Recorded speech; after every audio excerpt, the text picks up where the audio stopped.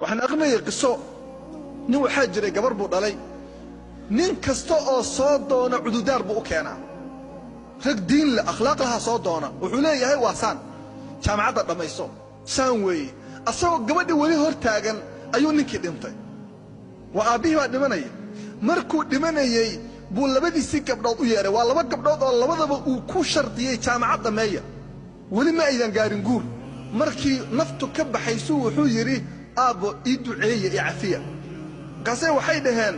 aabbo waxaan ilaahay kaaga baryaynaa saad guurka iyo raaxadiisa nooga xaaraam yeeshay inuu jannada kaaga xaaraam yeelo fiiriya way dhici kartaa qofku inuu ku habaaro waalid baa tahay xaq baad leedahay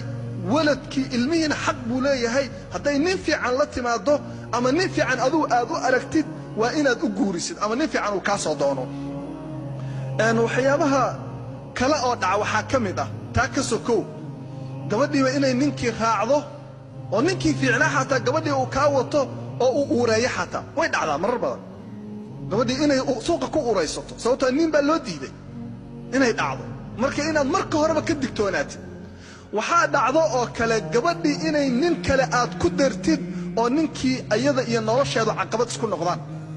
waad aragteen guurka inta badan dhibka ka jira iyo rafaadka ka jira laba qofood marka horeba isku qanacsayn oo madaxa la isu geliyey arrintaas waa arrin hal laga digtoonaado sababtoo ninka diinta leh ikhwaani oo akhlaaqda leh hadduu caroodo gabadhaada ma dulminayo haddii uu xataa caroodo guriga ugama baxayo kama cararayo gurigana uma horseedaya fitan iyo dhibaato fiiri markii uu caroodo xadkiisa ma tallaabayo ma caayayo ma cadaabayo dhib uma kaysanayo xadkiisa ma tallaabayo kama guurayo mucallaqa kama dhigayo mucallaqada waad aragteen hadda dhibkana haysta gabadhi ninkii waa isqabanayaan wuu ka tegayaa mana furayo mana dhaqanayo waa mucallaqa ilaahay wuxuu leeyahay fatadruuha kalmucallaqa